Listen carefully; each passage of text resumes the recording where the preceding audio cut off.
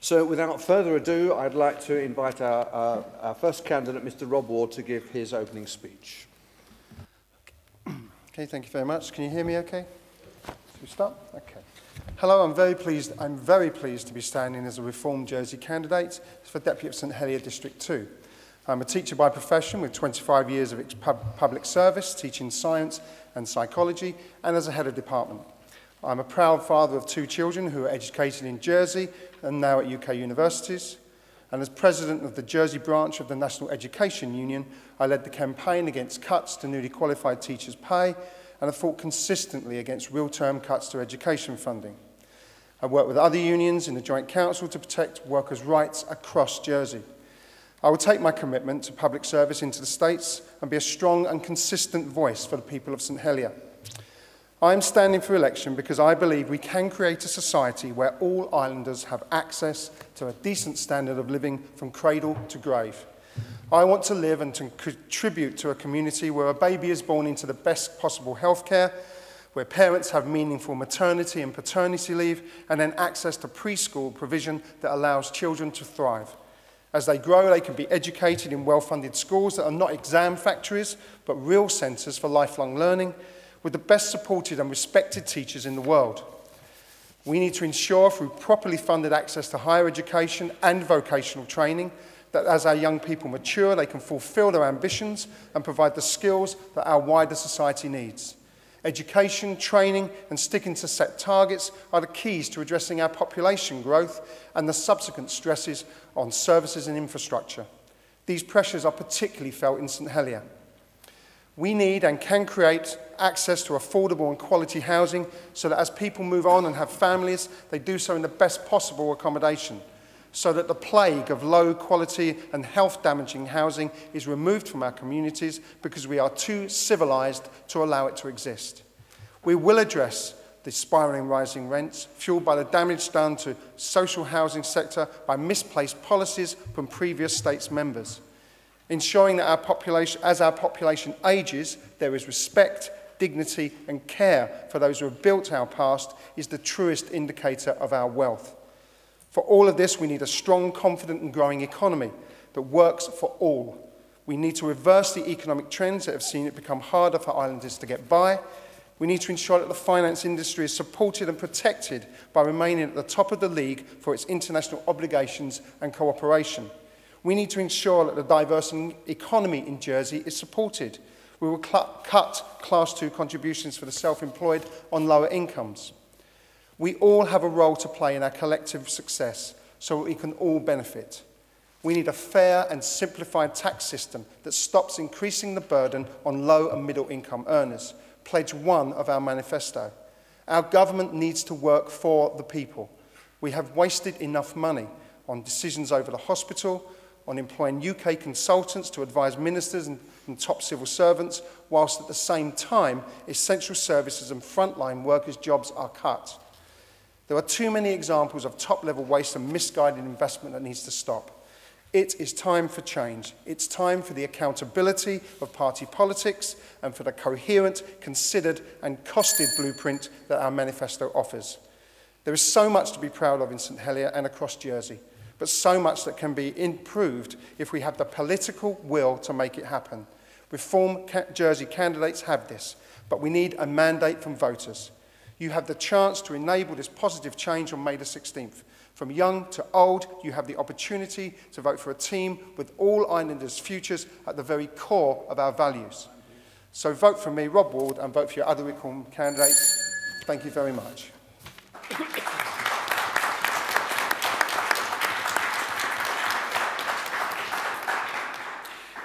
Thank you very much indeed. I'd like to invite Linda Dodds to give her opening speech.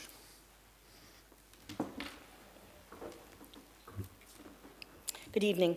This is my first time standing for election, and I think it's important that I share some information about my background and what I could bring to the States and St Helier. I initially trained as a mental health nurse before raising a family. Subsequently went to university after the breakdown of my marriage and gained an honours degree majoring in social policy. I then went on to qualify as a social worker, and for 25 years, I've worked alongside families for the NSPCC, Barnardo's and social services, seeking solutions, inspiring possibilities, developing policies and new services. 3 generations of my family live, work and study in Jersey now. I adore this island and I feel privileged that I've been able to live and work here. This is possibly the most important election in Jersey for a very long time. We are facing some major challenges ahead and we'll be losing over 200 years of experience from the State's Assembly. I've always had an interest in politics and I've become increasingly concerned with the cost of living, effectively managing our population, the difficulty many residents in St Helier have in finding suitable and affordable housing, but mostly with ensuring that our children are placed at the heart of all policy making. I'm committed to ensuring that the recommendations of the Care Inquiry are implemented and should not be shelved like so many plans in the past. My life's been devoted to working with others to find solutions, and I'm committed to finding common ground and aiming to inspire possibility in others. My professional and volunteering work has given me a unique insight into many of the hidden issues that people in Jersey face. Social isolation, disability and mental health issues can be invisible to others, and I strongly believe that our mental health services are inadequate and overstretched, particularly for young islanders. This can't continue.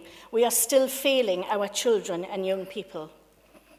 The pressure on children, young people and teaching staff has grown to a level where it's affecting well-being.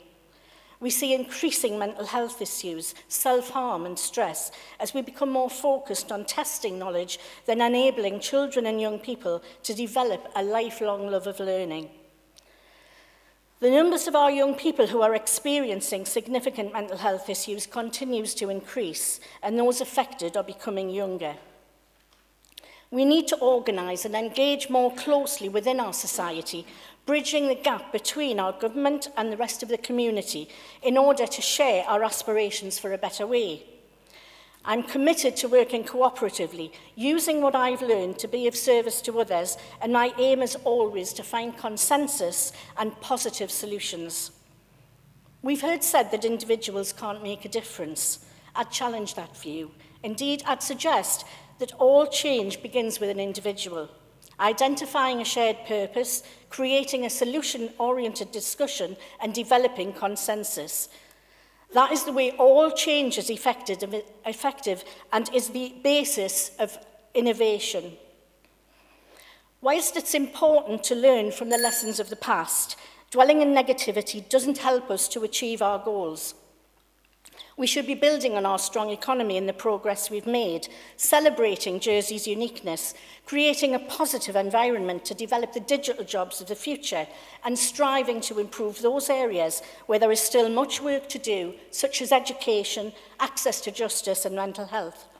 If elected, my priorities will be to the constituents of St Helier and to be a constructive voice in the Assembly. Thank you.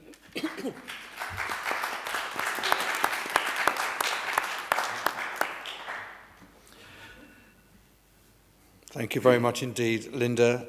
I'd like to move immediately on and invite Bernie Manning to give his opening speech. Thank you. First of all, I'd like to thank you for taking the time to come to the Hustings on such a beautiful evening. I am Bernie Manning. I was born in St Helier, where I have lived for most of my life. Some of you may know me as the chairman of the Millennium Town Park Group. From the Honorary Police, which I've served many years ago, I've been an active member of the community who regularly attends most parish assemblies. I'm committed to working towards a vibrant, safe and pleasant town for residents and visitors alike, and a fair, prosperous, caring and sustainable future. I have stood for deputy in St Helier in the past and no newcomer to politics. I feel there are many issues that need to be addressed, such as sustainable population,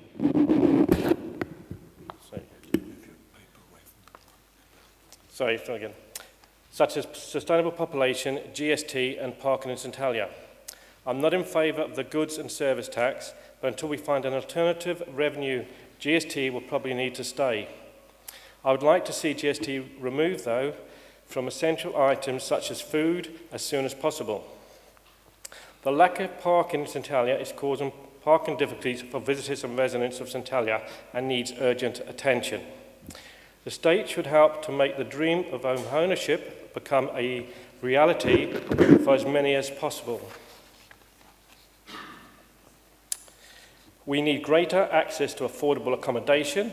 This may involve developing further home ownership, schemes to help get people onto the housing ladder. The problem is not only for those at the bottom of the property ladder. I've heard from retired people who wish to downsize but find it difficult to do so. I believe we should introduce work permits to help maintain a sustainable population.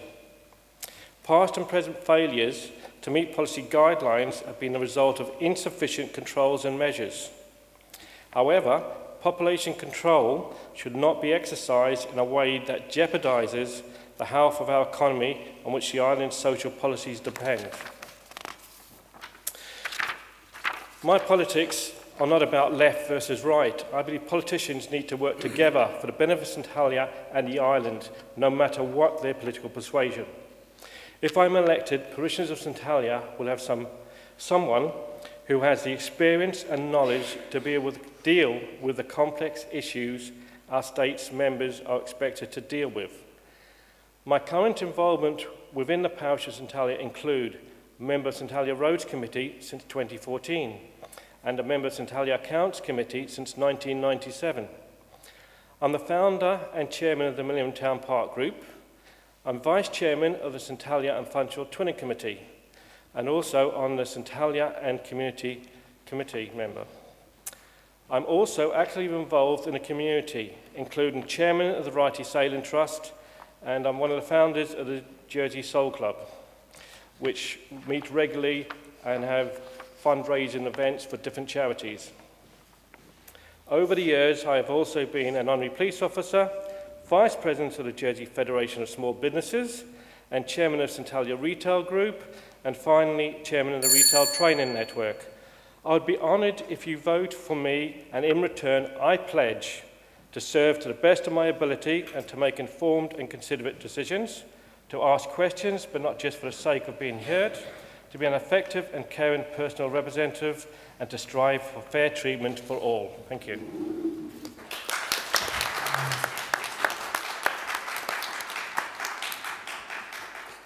Thank you very much. I'd like to invite GERAINT Jennings to give his opening speech.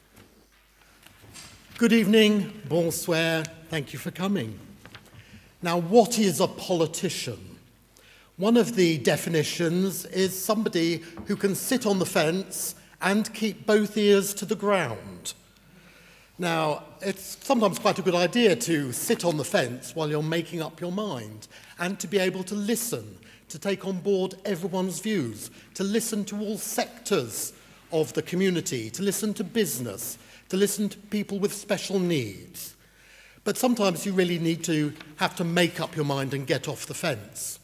And sometimes you may change your mind about which side of the fence you're going to come down on. I've changed my mind on a number of issues when I've come off the fence. One of the issues I've changed my mind about is the hospital development. I mean, at first, I thought it was a very good idea that the hospital should be in St Helier, and as a resident here, having the hospital very convenient. But I could see the merit in not using the site, not using a site in St Helier and finding somewhere out in the countryside. However, having listened, I've been persuaded that a hospital site in town is the right site. Having been involved with the discussions about access and the importance of avoiding infection and all the clinical discussions, I've actually been persuaded that the current site is right. The old plans were not right with the towers, but I think a compromise has been reached. There was no ideal site available. We won't find an ideal site anywhere in Jersey if we look for it. So I've come down on the fence on supporting the current plans for the hospital. They still need tweaking. The transport and the access still need sorting out. But I think we need to work with the site we've got. I changed my mind on equal marriage. I wasn't convinced it was necessary. I thought it was a distraction from more important social issues. But having listened about how important this was to other people, to a minority of the population, and the benefits it could bring in terms of the economy, in terms of social cohesion, I changed my mind and became an enthusiastic supporter of equal marriage. So I'm prepared to listen, to get off the fence and change my mind. I especially changed my mind because of experience. Now, I've had many years' experience working in the parish because I'm committed to St Helier, having spent almost 20 years as an elected member of the Roads Committee. Of course, I've learnt a lot about transport and roads and the community and open space and how we gradually work to get things done, like the opening of the Half-Day Par promenade this evening by gradually piecing together little purchases of land. Since being elected as Procureur du Bain Public a couple of years ago, I've been more involved with the legal issues, not only passing contracts for land acquisition, but also deciding on the legal proceedings the parish has to deal with, also overseeing the multi-million-pound budget of the parish. So that's a responsibility I have learned to take on and which I hope you will trust me to carry on in the States. But I have principles. I don't need to be on the fence about certain things because I believe in the environment, quality of life, open space, getting transport rights, safe routes to schools. And I think if you come off the fence, if you haven't decided who to vote for, please come off the fence on my side and give me one of your votes. Thank you very much. Merci Benifei.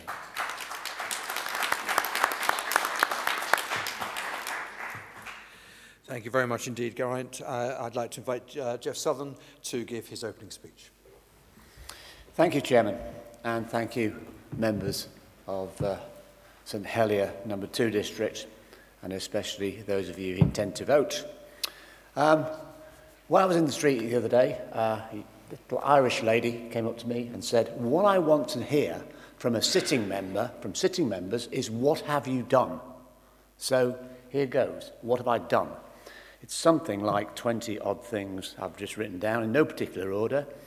For example, I picked up the discrimination law. There was an argument between departments about discrimination law. Nobody wanted it. I picked it up and said, we will get on with discrimination law. And sometime later, the discrimination people down in Guernsey phoned me up and say, "How did you do that? What sort of arguments did you apply?" And the answer was, I didn't. It went through on a nod because I lodged it for debate on July the 12th. And everybody in the States was holiday bound. That's all I could think of, getting to the sun.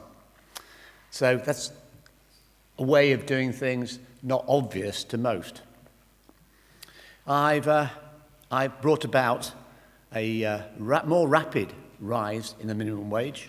And indeed, I was responsible for the States adopting the living wage. And slowly but surely, companies are signing up for the living wage. It was moribund, it was stuck in the water until the States said, we will adopt the living wage. If you remember, long ago, yeah, I defended the provision of school milk 3 times, 3 years on the trot, until they finally decided they'd had enough of that, and they insisted that we didn't have school milk in schools. I believe that was a mistake. We should have that happening again, because kids arrive without having had a proper breakfast, often in many of our schools. I was responsible for Millennium Town Park funding, and that was an example of sheer bloody mindedness, obstinacy. It was the 3rd time I brought that funding, and it finally got through, thanks to, many of you will remember, the ring binder moment. Some people call it ring binder park. My grandchildren call it Grandpa's Park. But a ring binder moment when Alan McLean, actually accidentally fulfilled his promise to vote for the Millennium Town Park via his ring binder.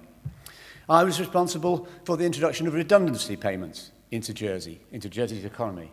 I couldn't believe that we didn't have redundancy payments until a few years ago. It's a mark of a civilised country, I would have thought, but nonetheless we didn't. And I was instrumental in trying to help the Woolworths workers at that particular time when Woolworths closed down. I've also fought and won trade union recognition rights, and believe it or not, I've actually won a debate on the hopper bus. It should be running around town on a regular and cheap basis, and you're thinking, well, where is it? Where is it? Because I won the debate in the House. The Treasury then pulled the funding for it from the Sustainable Transport Policy. I brought unfair dismissal for after a 6-month period. They didn't like that one either, so they took it back. I consulted on it and brought back 12 months, which I think is too long. I've been involved recently in an ethical care policy for care workers in the home. All sorts of things I have done. So what I've done lots. Please give me the opportunity for another 4 years to do even more. Thank you.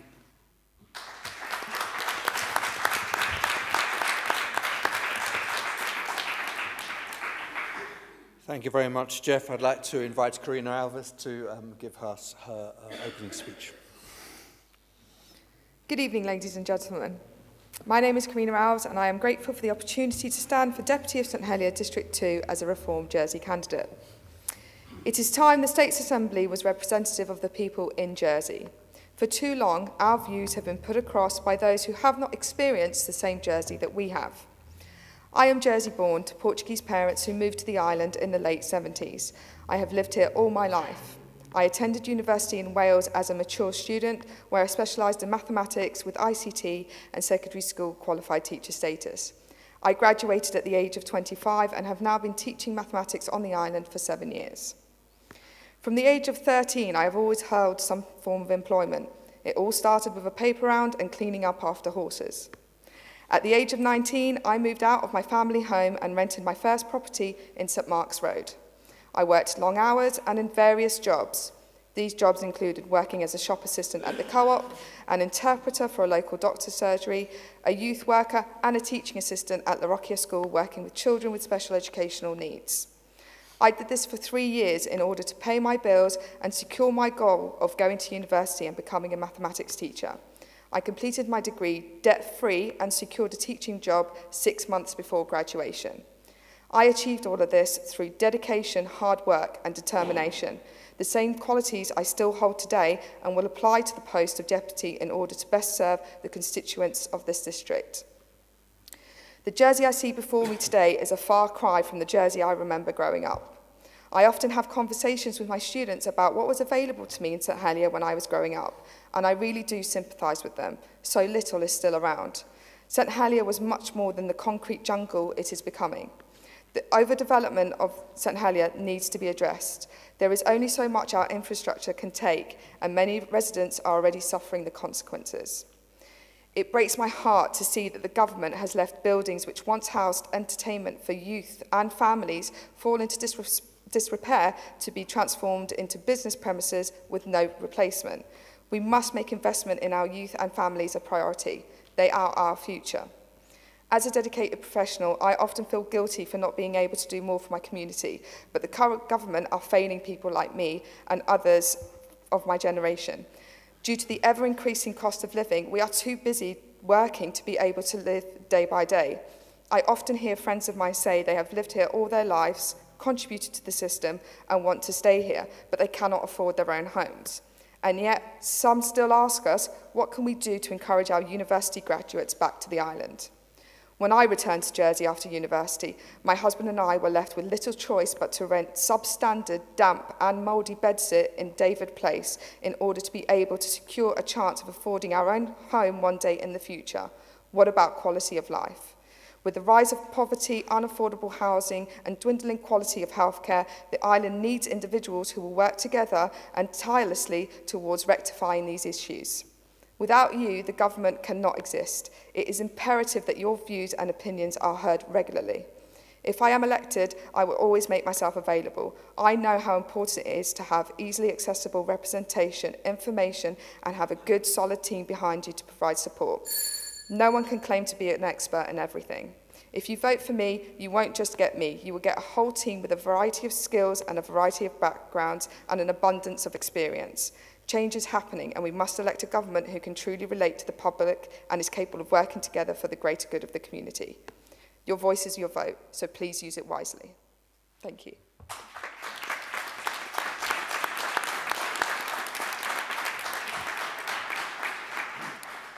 Thank you very much, Carina. And finally, last but not least, I'd like to invite Barry Shelton to give his opening speech. Thank you. Good evening, everybody. Regardless of what you hear from some candidates, Jersey is still a remarkable place to live. We have clean air, picturesque scenery, still some open spaces, the sea, and a safe environment to bring up our children. We also have a first-rate education system.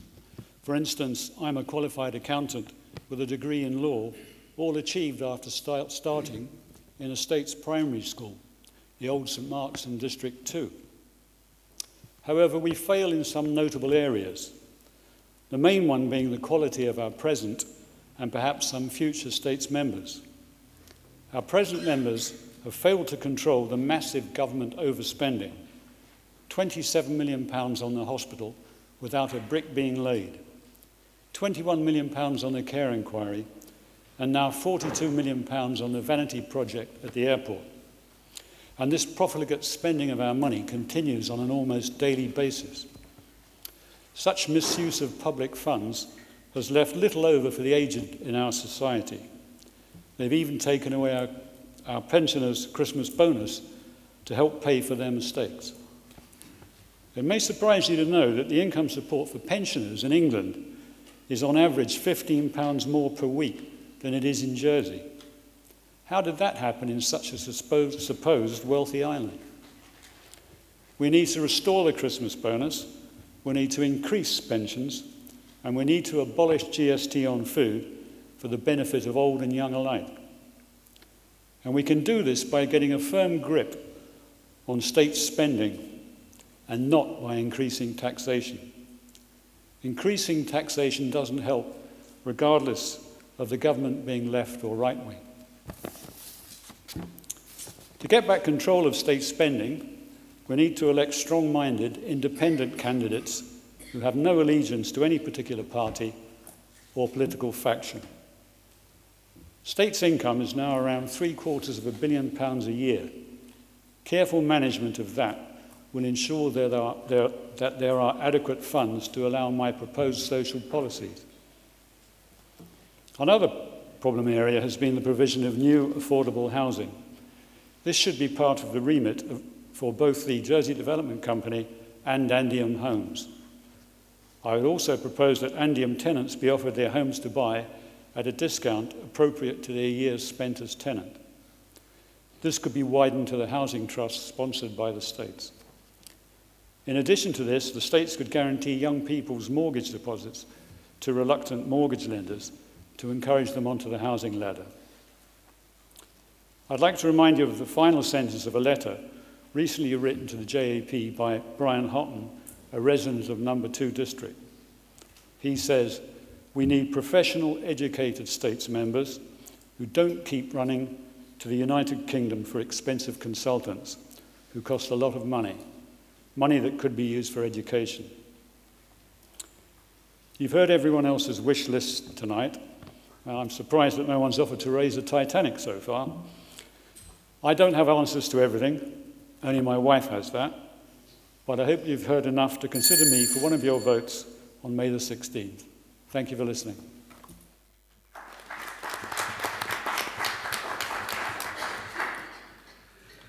Thank you very much indeed, Barry. That concludes the opening speeches. I propose now to move forward to questions from the audience here this evening.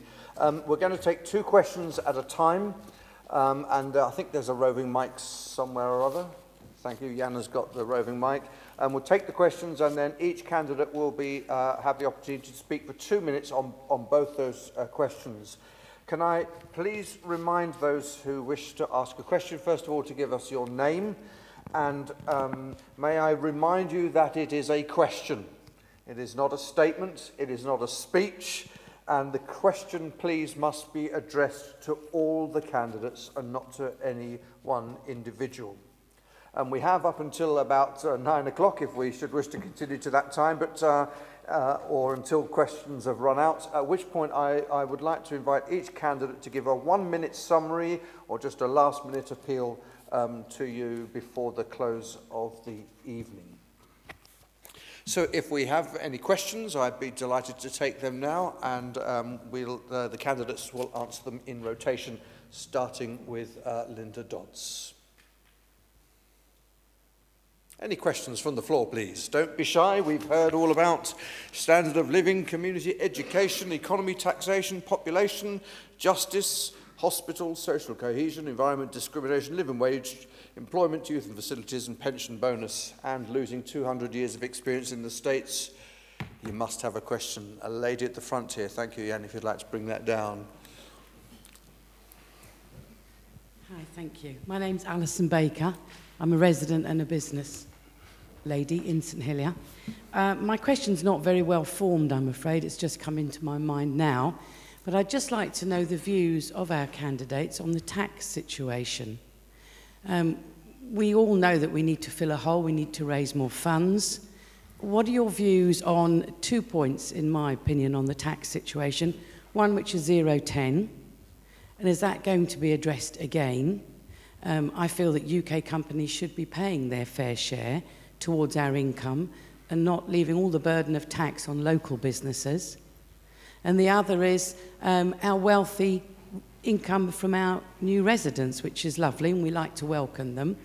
But I think we all know they pay very, very small amounts of tax in comparison to the money that they possibly could with the money that they're bringing into the island. Do the candidates have any views on those subjects? Thank you. Thank you. It's a really interesting question because I think there's already a review of taxation going on at the moment. It's been going on for some time, and I would have hoped that it would have been completed long before now. I think we need to look at the tax system overall, including contributions, social security contributions, and all the other small taxes, such, that have been brought in, GST, etc., to just get a fair picture of who's paying what, really, and at what level that goes up. In terms of 0-10, I think there are still some elements in Jersey where people are paying no tax whatsoever. Notably, I would say that I would look to the gambling and gaming area where they pay no tax in Jersey whatsoever. Contributions-wise, I would say we need to look at the whole structure of social security contributions. Is it fair that people don't pay? People pay from the very first pound they earn? Thank you. Can I just clarify, please? That was, in fact, one question that was asked there. We didn't have two questions, so I'm giving a minute to each candidate for the first question. So that gives the audience an opportunity to reflect on other questions they might like to ask. So it's 1 minute for this question. Each candidate, please. Bernie. Thank you for your question, Alison. 0-10, that's a good one, because not all companies pay tax at 0-10. Finance pay 10%, and that is now being included in insurance companies. So basically, any finance company that is regulated by the financial services are now paying 10%. Then we've got 20%, which is your utilities, like the JEC and your water. You've also got quarry and mining and property developments. They all pay 20%. They've just introduced a 20% retail tax, which is for 20 companies, of which only 5 are local. Okay. Thank you very much indeed.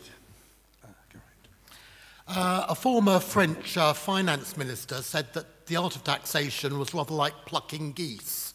The idea was to get the maximum amount of feathers with the least amount of hissing. Now, we can definitely hear hissing by people who feel that the current tax system in Jersey is not fair, that different companies in different sectors with different ownership are not paying a fair rate. Some are paying too much compared to their competitors, and some are getting away with not paying a fair share. It needs to be looked at. I think also that we need to look at shifting from the way company taxation is done towards consumption taxation. In terms of residents, I would look at a system of resident bonds, whereby new high net worth individuals would have to invest lump sums, which we could then spend and invest in schools, sewerage, infrastructure. They would get a return, but we would actually have the guarantee that the money was actually spent and invested here. Thank you very much, Jeff. Yeah, 1 minute on tax. Complex question. What we've done is we devised a new plan to simplify our income tax structure so that we can bring the rate down for most taxpayers, except for the top 5% who will pay a little more, and that's by having a uniform rate of 25%. The fact on 0.10, it's already well to be people to say something must be done about it, and indeed previous Treasury ministers have said something must be done about it and will do something about it. But whilst we remain close neighbours of the EU, it's an EU ruling that this is unfair taxation in the previous system, and 0 has to be your uniform rate of tax. We can do very little about it. We have just introduced the supermarket tax on profits, so not on prices, on profits, which will produce a little more, but it's only something like 2.5 million. Lots of work to do. Thank you very much indeed.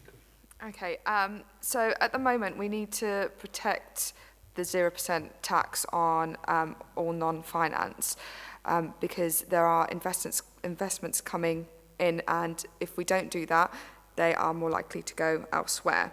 Obviously, the finance industry is a big sector, so we do get tax from the employees who are paid here. With regards to the retail tax, at the moment it used to be 20%, and at the moment it's 20% on profit over $500,000, providing that the companies have a turnover of 2 million. And this is tapered between $500,000 and $750,000. Now, this is a progressive tax, which obviously is much better than a regressive tax. Thank you. Okay. 0.10 was brought in to assure the EU that there was no discrimination against us as residents vis-à-vis other companies that were in the island or based in the island. And it will need to be revisited because it's not working, and it doesn't really fit the EU situation. As far as high-worth individuals over here are concerned, I wouldn't tinker with them because they can go to other places in the world where they'd actually pay even less tax than they would over here, or in places such as Monaco or Liechtenstein or the Bahamas, and they're all very attractive propositions for them. In addition to which, they do spend an awful lot of money over here. They employ gardeners and servants and all sorts of people. And they employ builders, and they really are an overall benefit to the island, regardless of the small amount of tax they pay. Thank you very much indeed. I'm happy to...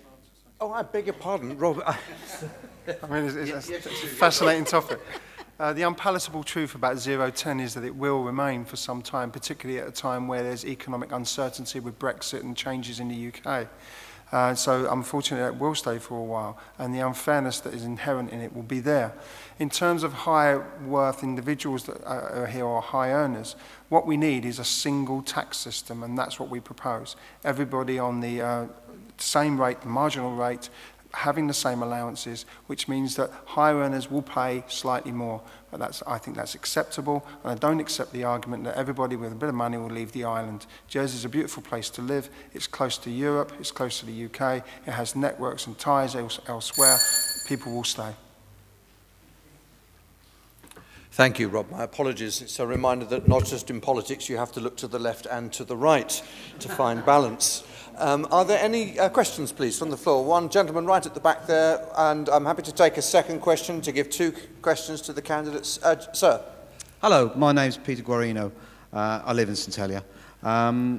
My couple of questions actually I've got is, much has been talked about as far as the living wage, bring in the living wage, minimum wage, etc.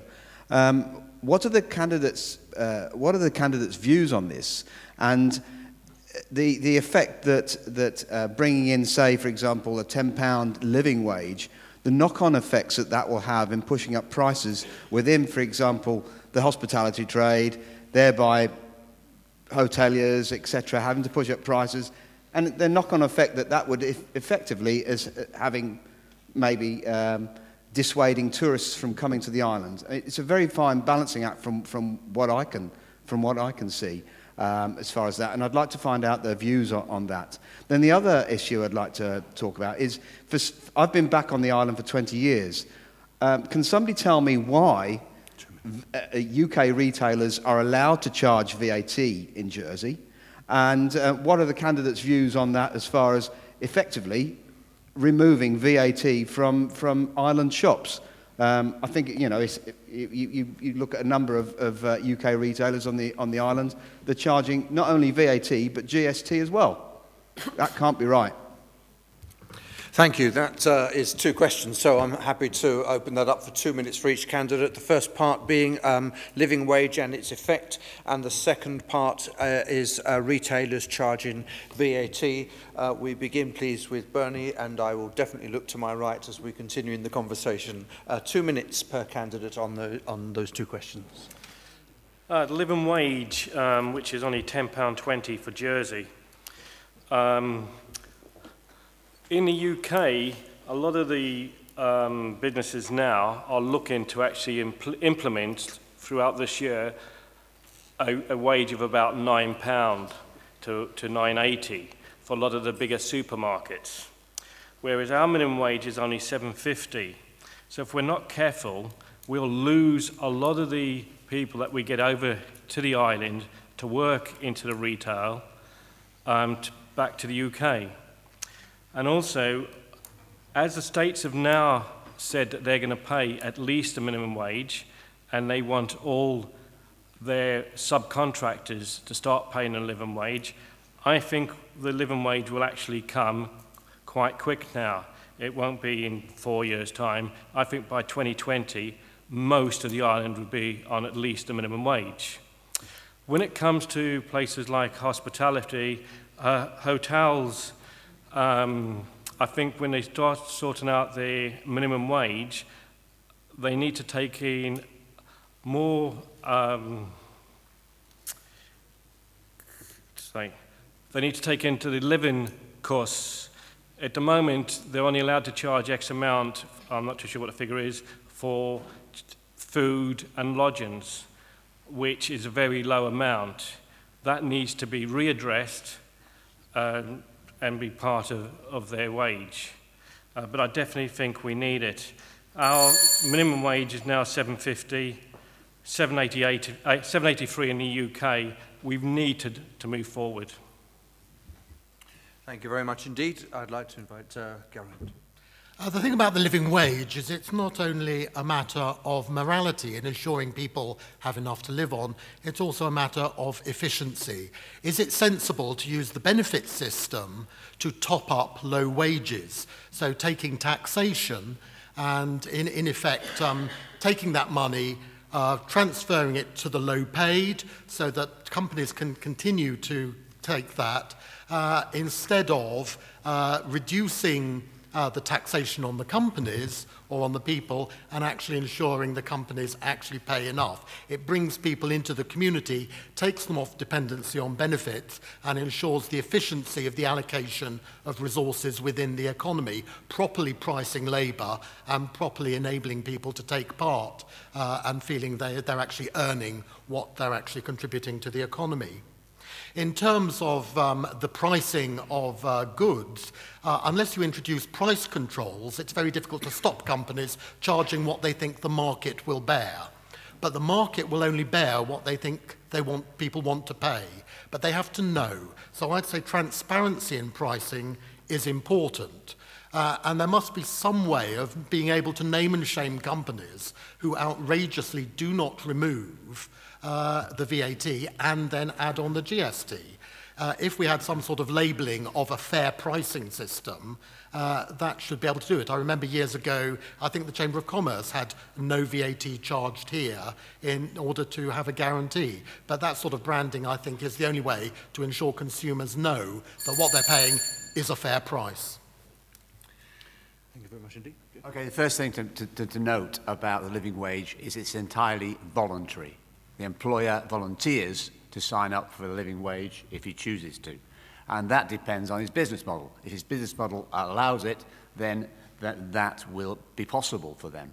But otherwise, they don't have to. If the structure of their workforce is such that they can get away without paying that much, then they're perfectly at liberty to do so.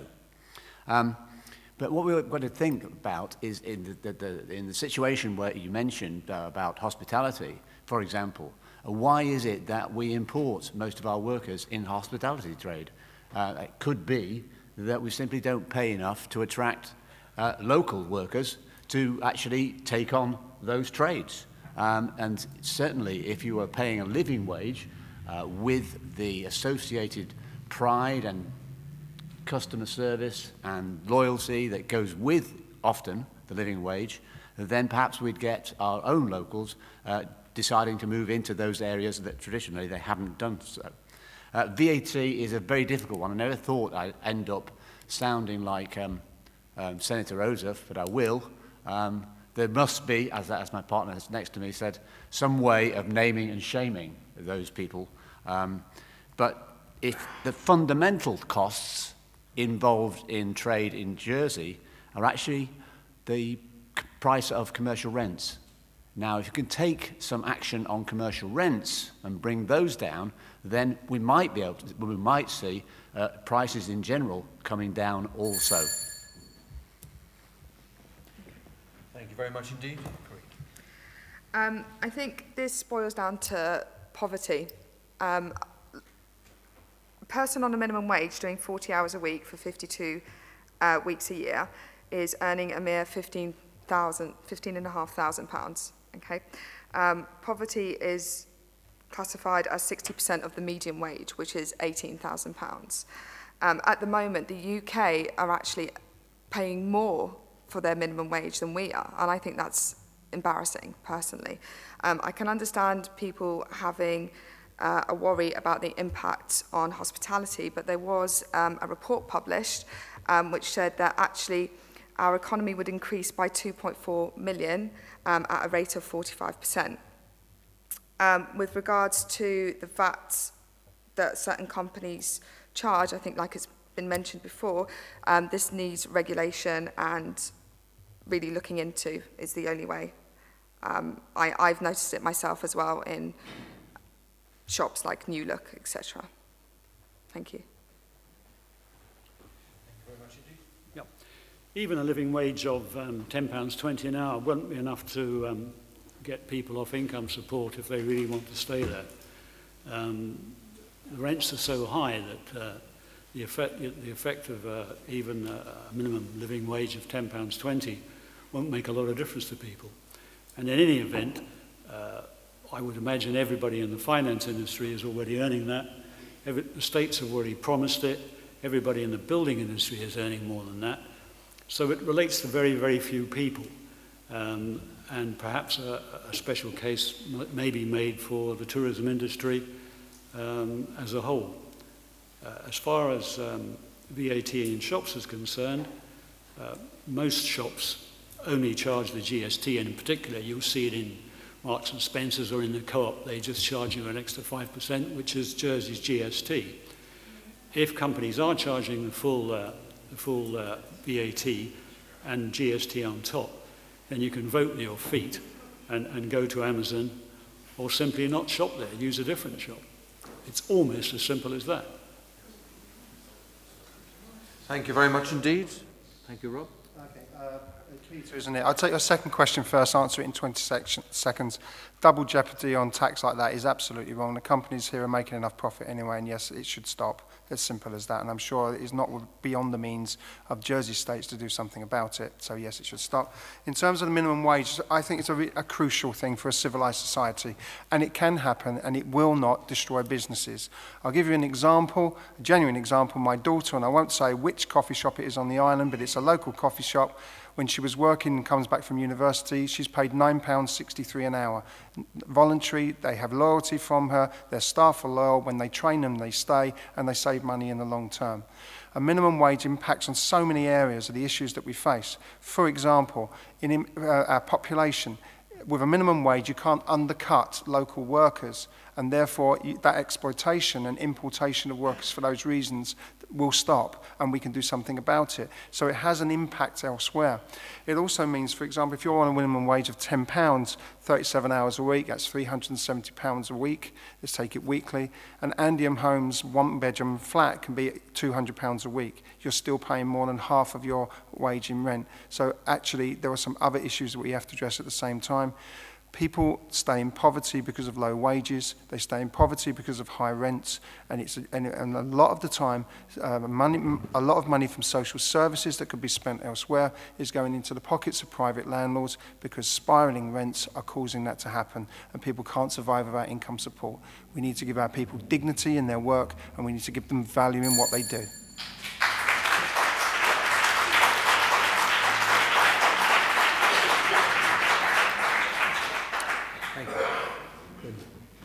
Thank you.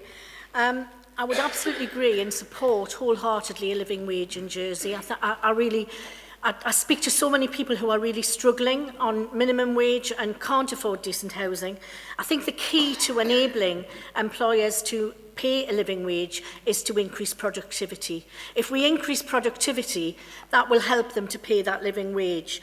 Productivity in Jersey has decreased over the last years, and there has to be a better way of increasing that. It can help even in the hospitality industry. I know there's a difficulty with tips, etc., but it can help staff to manage their budgets, because if you find a member of staff who is reliant upon their tips, if they take some holiday, they have a very low wage and can't pay their rent that week. So I know of people who don't take holiday because they can't afford to. That has to stop. We need to be very careful about that, though, because the research coming recently is that young people, the employment of young people has decreased in some places when paying the living wage. People seem to want older workers, so we need to very carefully protect young people against that. In terms of VAT, I think it's outrageous that people try and charge double taxation like that. I've taken it up personally with some companies. The response often is that they just charge the same everywhere. They're not charging VAT here, which is absolute rubbish. We are paying GST on our goods. I think the states of Jersey can do much more than they have been doing to stop major retailers charging VAT in this island. Thank you.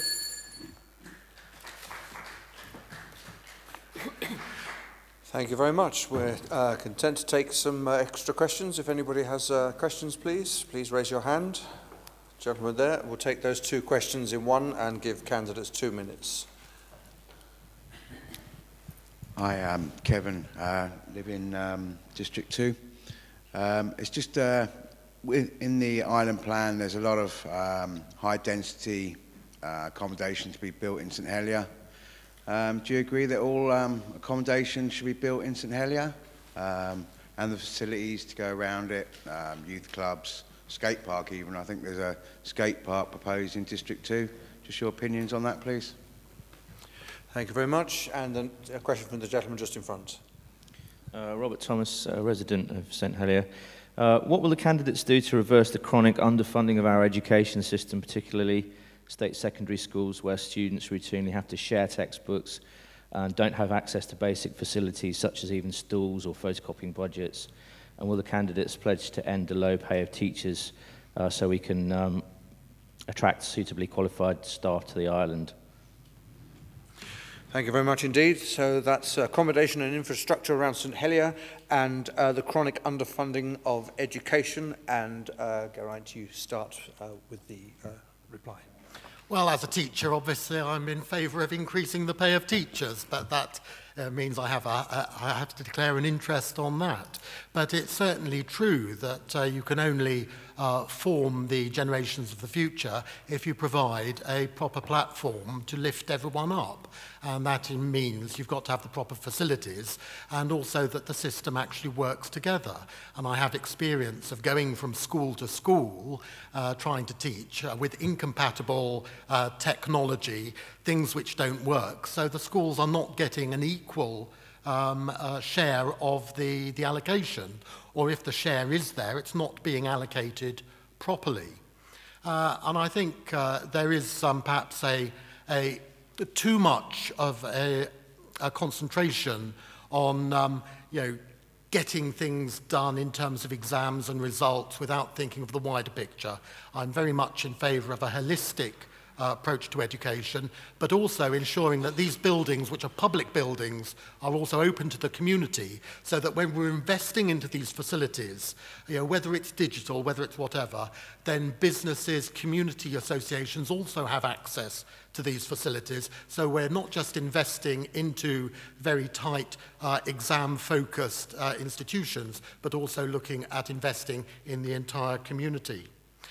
But the entire community means that in St Helier it's a balance between the countryside and the town, because St Helier No.2 has beautiful bits of countryside as well as very densely populated urban centres.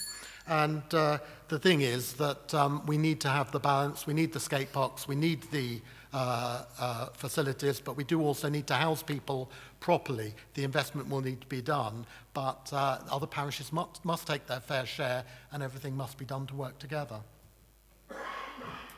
Thank you. The current Council of Ministers made a commitment to positively reviving our town centre, and they failed to do that. What they're doing is called town cramming. It's not town planning at all. We've got to make sure that we have sufficient green space because we're getting a population density. Again, it was very high before the Millennium Town Park was built there. It's very high around that area, and it's looking like they're going to put up something like 800 units of accommodation around that area. And that's just too much. There's going to be traffic. Again, we've got demand on schools, etc. Until we get a population policy, a migration policy that people will stick to and limit population, we are in this endless cycle of building somewhere, building. At the moment, it's all in St Helier. We're bearing the brunt. It must stop soon. In terms of underfunding education, I think we are in danger, as with our nursing staff, where we find it extremely difficult to recruit and retain nursing staff at the moment. We are on the edge, I believe, of being unable to recruit and retain teachers.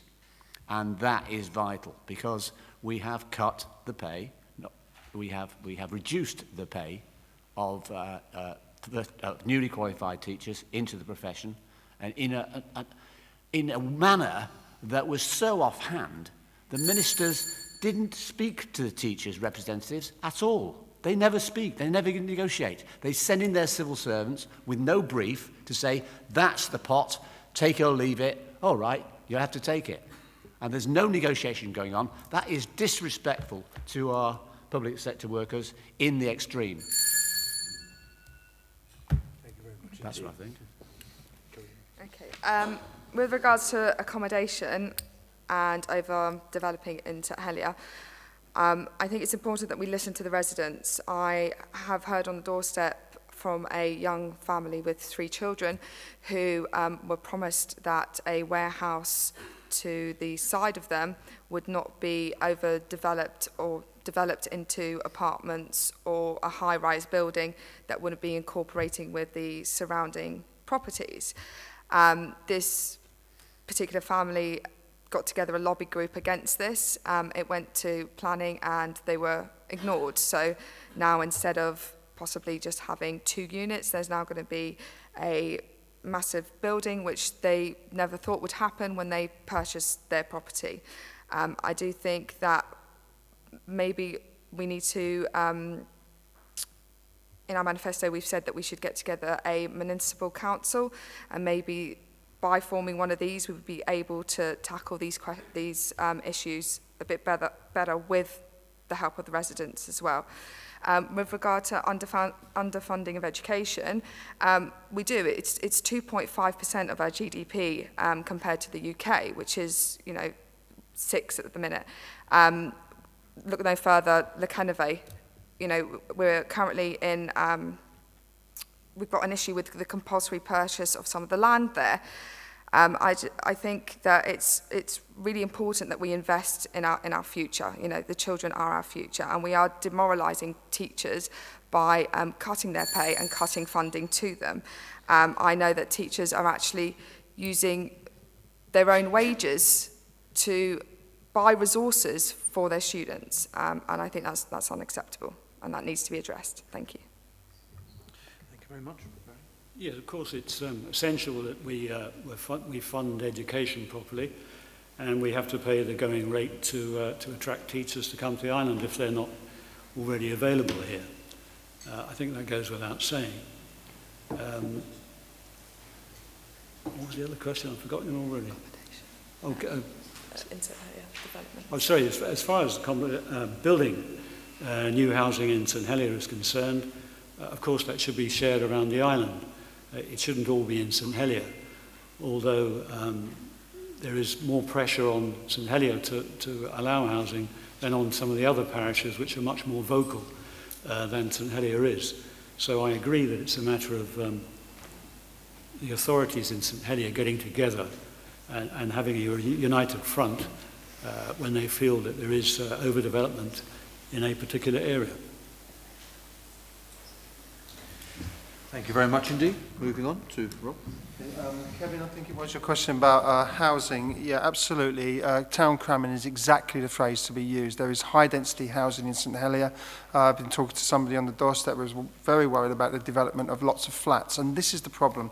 The principles underlying development of housing are the wrong principles. It's for quick profit and for making money. Social housing that is required for families and green spaces, which makes the quality of life a lot better, is being lost in the rush to build flats, and that needs to stop. And the building of accommodation across the island needs to be shared out. Also, we need to look at empty properties. In the last census, there were 3,103 empty properties on the island.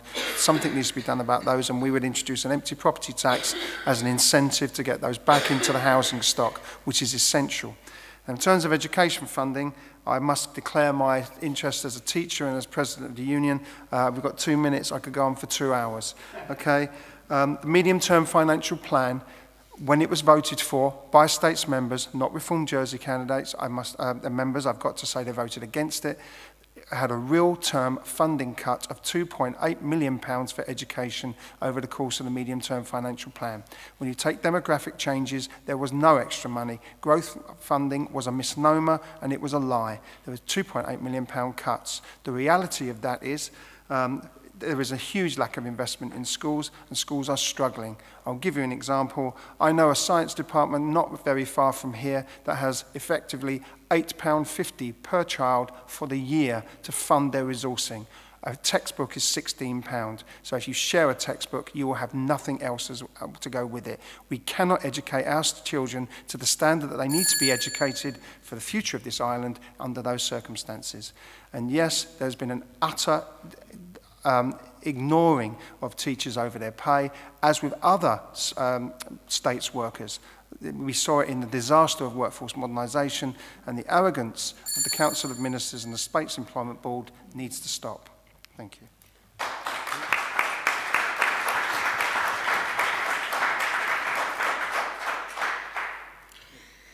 In terms of housing in St Helier and building, I think the infrastructure is groaning now. I think we've seen so much building in St Helier, which was part of the island plan, but we need to revise that. I know the next island plan is due fairly soon, but we need to take into account the lack of amenities, the lack of open space, and people are really struggling. Some of the people I've spoken to don't really want to live in St Helier, but they can't move anywhere else because the options for families to move out of St Helier are virtually nil. We need to help people to get housing the other parishes need to take some turn in building and supporting families and with children to have proper housing with gardens, etc. In terms with the chronic underfunding of education, I think, like Rob, I could probably go on for 2 hours. We use far less of our GDP than most countries to fund our education, and it's an investment in the future to invest in our children. Teachers are constrained by having to teach to tests rather than to use their ability, and even our best teachers are unable to spend their time inspiring children and young people because they're so constrained by paperwork and the tests that they constantly have to do. As with other public services, I'm hearing from many people, and my daughter is a teacher, I'm hearing that the culture of bullying and harassment for public service staff is immense right throughout the island. Nurses, teachers, social workers, etc. And that affects the recruitment and retention. Why would somebody want to come here? The wages haven't caught up. We're losing staff hand over fist. Nurses, teachers and other support staff. We need to address that for the sake of our children, because if we don't, Jersey's future is ending really in terms of productivity.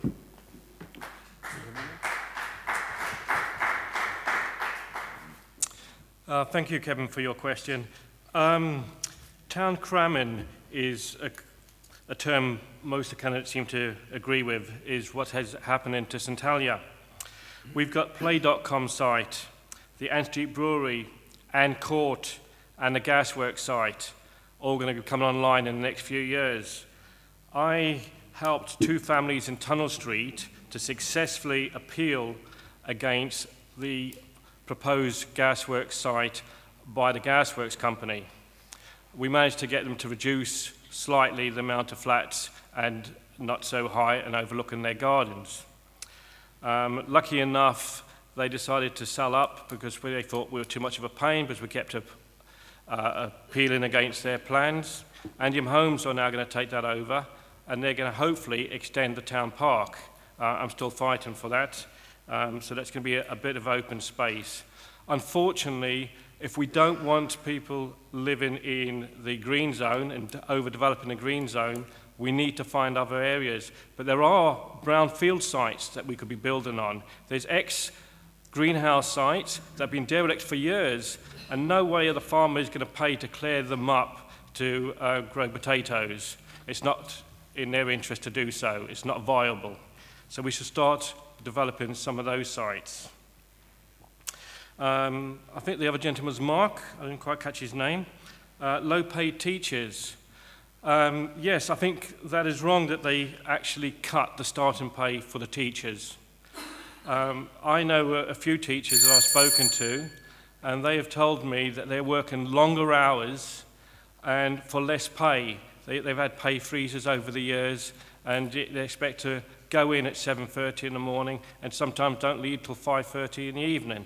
You know, this is crazy. If you work out the actual hours they work, they're most probably on less than a minimum wage. Thank you very much indeed. Further questions? Down in front here, John.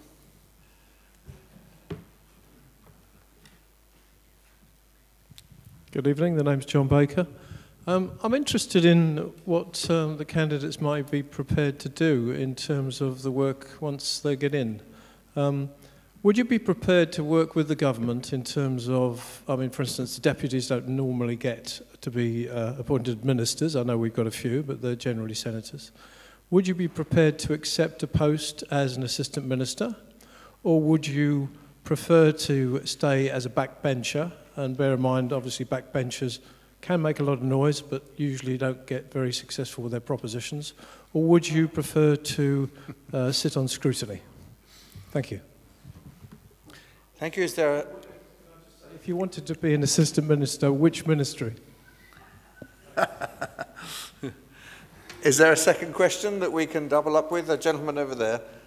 Don't worry, we'll come to you. There's plenty of time. Hi there. My name's Dan Washington. to follow on question from the talk about teachers' pay there, it seems that the states, whilst hammering public sector workers, have managed to find an extra 26 million quid that they had lying around in their back pocket. I wondered if the candidates had any thoughts about the mismanagement of the budgets that seems to be sort of given free rein in the current government. Thank you very much. That's going to be an entertaining question. So, working with the government, backbench or minister, in which case, which minister, or would you prefer to be on scrutiny? Second question, mismanagement of budget. And Jeff, you kick off. Thank you. Okay, yeah, well, I've been there quite a while now. I've applied for lots of posts as minister and otherwise, and always been rejected so far. However, I think it's well known that I do know, for example, how the Social Security Department works or doesn't work in some detail, and I would love to be put in charge of Social Security, where I think we need a large-scale review of exactly how they operate and why their standards, I believe, have deteriorated. I used to say, of all the bodies, the government bodies that operate in this island, you've got the best deal from Social Security. They're patient, they explain things to you. No longer. If you don't tick the box, it's no. That's what happens. If you have circumstances whereby you lose your work, you can be sanctioned for 6 months. Arbitrarily, it seems to me. There's lots going wrong there. So, Minister of Social Security, I'd love to. And then the second question, I missed the second question, which is, mismanagement of budgets. Well, it's no wonder they had an underspend when they cut wages of public sector workers so viciously. It's either a 1% offer or a 0% offer. The fact is that over the since 2009, public sector workers' pay, that's still got 30 seconds, public sector workers' pay has reduced by 7.5%.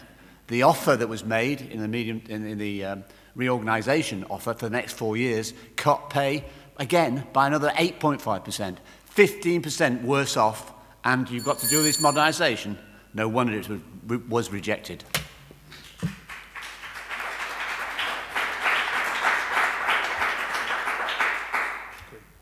Okay, with regards to accepting a post, I would probably prefer, I think my skills would be best utilised in scrutiny, probably education or housing, ideally. With regards to the mismanagement, well, let's look at the hospital. You know, all that money that's been spent. I think we need to be very careful with what we do with the public's money. I think we need to make sure that we're not spending money on consultants that maybe, you know, don't really know our island. And I think that there needs to be more transparency in regards to that. The public are obviously outraged at the amount of money that has already been wasted on the hospital, and there's not enough information out there to say where exactly it has all gone to.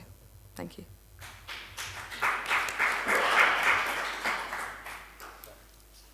Yes, as far as ministry is concerned, I'd be interested obviously in Treasury, because that's financial management is my forte. And as far as the budget's concerned, I think it's probably more an overestimate of what they would spend in a year. In other words, in regards to capital and everything else, and they put it off for another year. There also part of the underspend was they collect a lot more tax than they originally thought they would. So I don't think it's particularly budget mismanagement. The government would say it was careful management, although of course we know that they don't manage anything very carefully. Thank you very much indeed.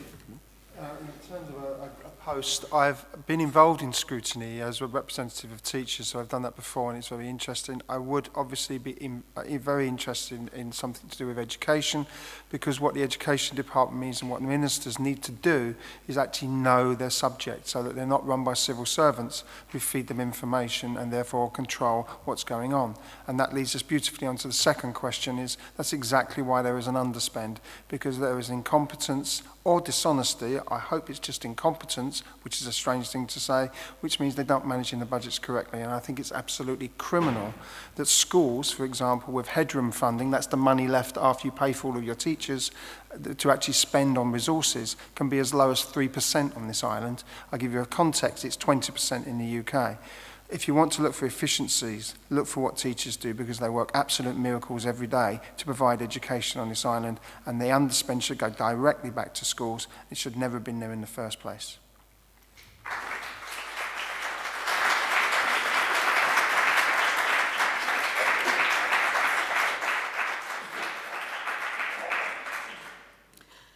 In terms of posts within the States Assembly, I'd be very happy to serve in whatever capacity it was felt I could help.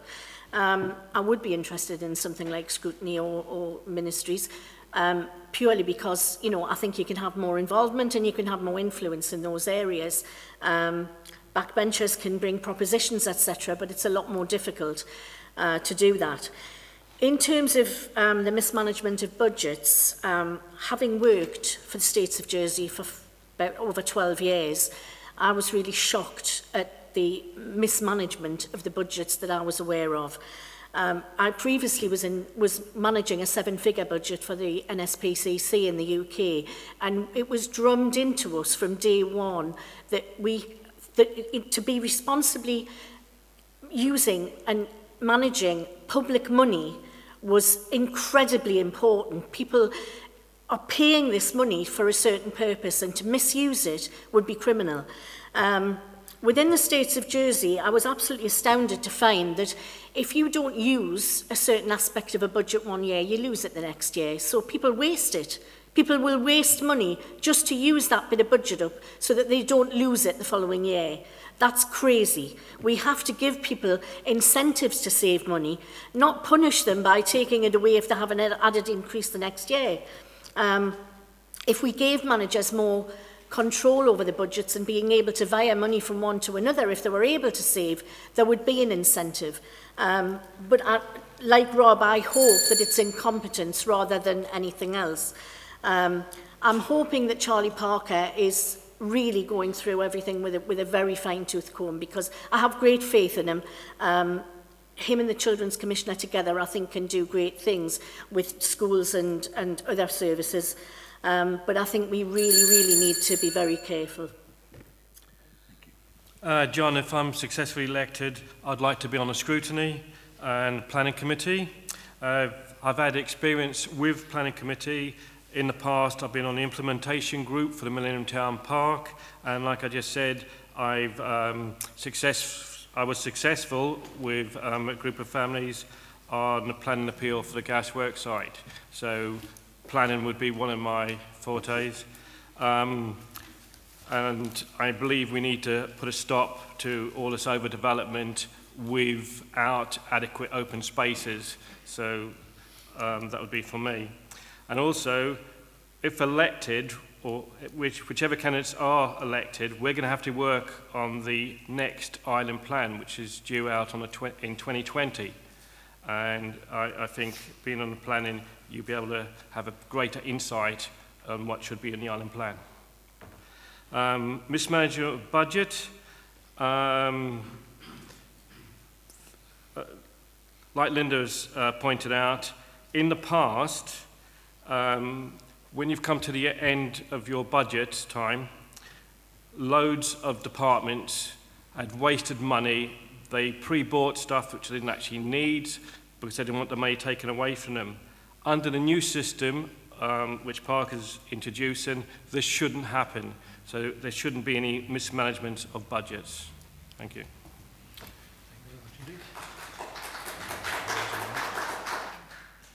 Managing a budget is a matter of trust. As Procureur du Bain Public of the parish of St Helier, one of my jobs and responsibilities is to ask the questions. Is this funding really needed? Is this the best use of ratepayers' money? People who are fans of parish assemblies know how often I ask the idiot questions, because somebody has to. Is this really necessary? What's happening? What's intended? So I definitely intend to get to the bottom of budgets. But you need to trust the person you're working with. And in the parish, we can't trust the state to actually deliver on projects which they say they're going to work on. Roads projects are suddenly switched funding. Ministers suddenly decide they're not going to pay what they said they were going to pay. They're not going to cooperate in the way they said they were going to cooperate. It happens in other organisations as well. Cultural organisations suffer because the state can't pay the grants on time for the services they're asking these organisations to provide. In some cases, employees, money is having to be scraped together to pay their salaries, and these people keep working on despite the people who've made the decisions are living comfortably on what they're being paid. Their pay is guaranteed, other people's aren't. Now, would I like to work in government with government? Yeah, as long as I can ask the questions. Would I be an assistant minister?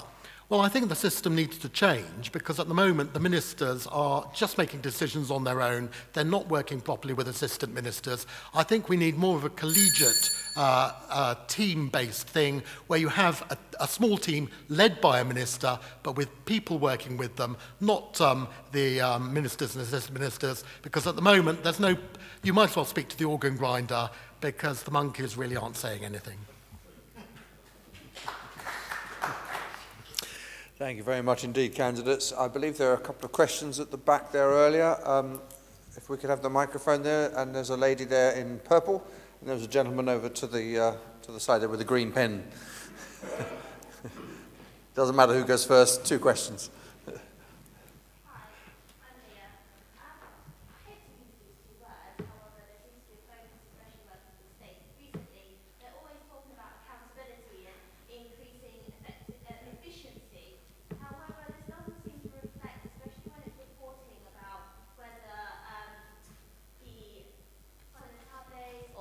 The deputies or the senators come to voting.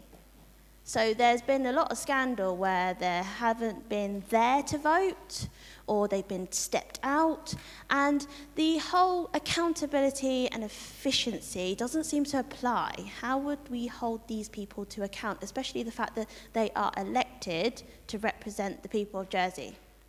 So your question is, how do we hold states members to accountability? Thank you. And the second question, gentleman with the green pen, holding. Thank you. Yep.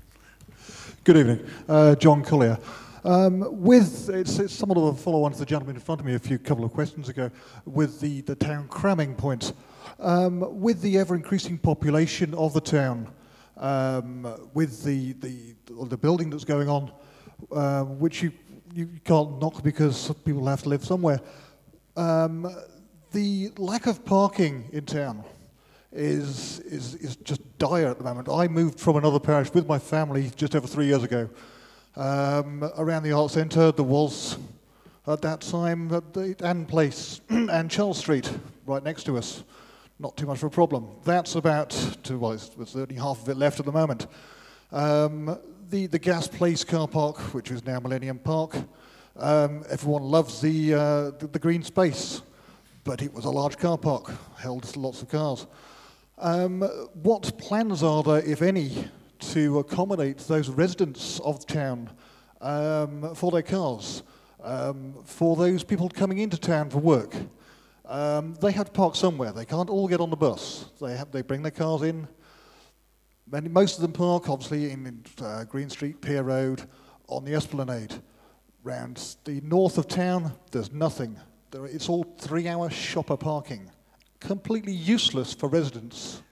Can you just give the question, please, rather than a statement? What plans are there to improve the parking of town? Thank you. Thank you. So, first question is, how do we hold states members to account? and secondly, our views on parking in St Helier. And we begin these questions with CARINA. Okay, obviously I'm part of a party, so we're all accountable. We've got our promises together. I think it's the accountability.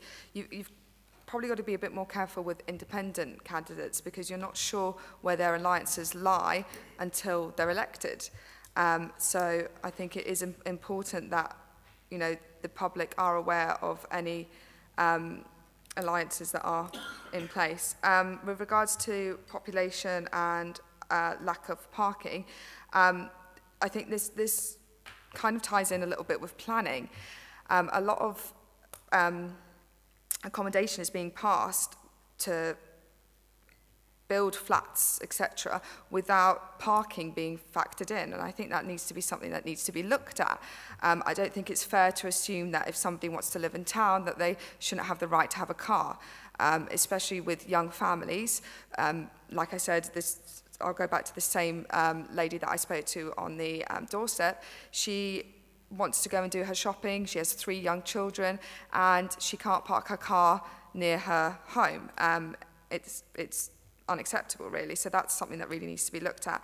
And I think maybe introducing a sort of park and ride system, like my colleague said, Jeff, a hopper was introduced and not passed, I think, due to funding issues. But yeah, I think ultimately planning needs to be involved. It needs to be a bit more proactive and take that into account when they are building new accommodation. Thank you.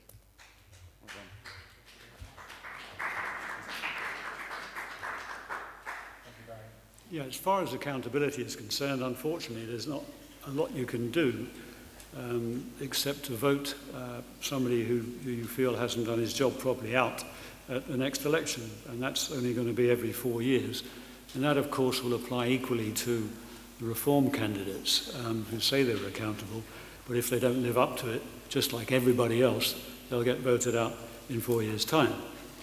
As far as parking in town is concerned, that's really goes back to the very old policy of the planning department where they wouldn't actually allow you to put a parking space with a new development in town. They wanted to discourage all residents in St Helier from having any sort of motorised transport. So they actually wouldn't allow a flat to be built with parking. And now that's come back home to roost. And it's even unfortunately hit me because I've just moved from one part of town, which was a residence parking zone in St Thomas's, to Cheapside, and I've got to wait a year for a parking permit, even although I had one. So really it's a matter of, I suppose, building another car park somewhere, but that's a very expensive option. Thank you very much indeed.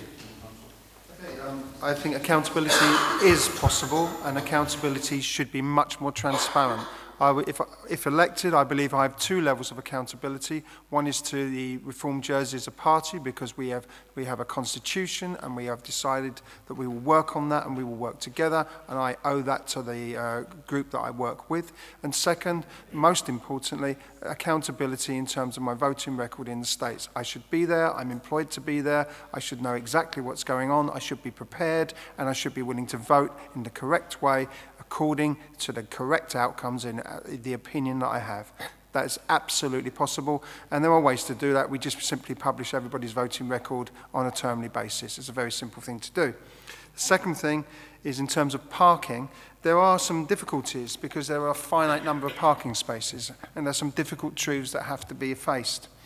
One of the things that we can do is to reduce the number of cars coming into town. And there has to be some smart systems to do that. When I worked in London, I used to car share. There used to be 3 of us travelling, and it meant very, very quickly that we worked out that it was 1/3 of the price and 1/3 of the effort. Therefore, this needs to be encouraged. This is something that can be developed over time. If you talk to Jersey in Transition, you look at some of the issues on the island surrounding this, they've got some very good ideas. We need to accommodate residents, but that needs to be done intelligently. There are other ways in which you could use parking spaces. Perhaps you could have phased parking spaces at different times of the day. They could even be shared. That is possible if people work in different hours. There needs to be some cooperation when there's limited space. Finally, in many areas, for example, you need to look smart at these things. There are car scrappage schemes in the UK which are often replaced by another car. Why don't we place old cars with a different type of scrappage scheme? So, for example, replace it with a bus pass. Let's take a car off the road. Let's get people using public transport, and then let's improve our public transport. Thank you.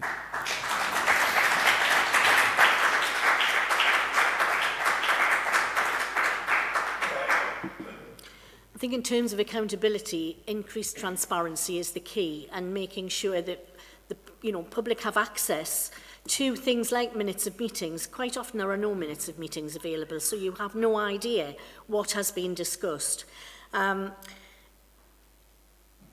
All members should be accountable, and I think Rob's mention of the voting records, etc. There is now just introduced online ability to go and look at the records of members, see their voting records, see their attendance records, etc. And I think that's vitally important.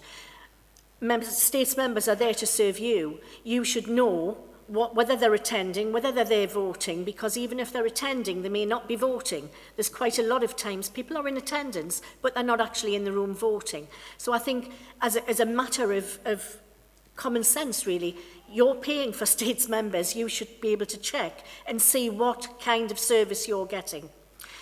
In terms of parking, it's incredibly difficult in St Helier, and I think we've got to start thinking about other options, better public transport services. But things like in most cities in the UK, they have cars available you can rent for very short spaces of time.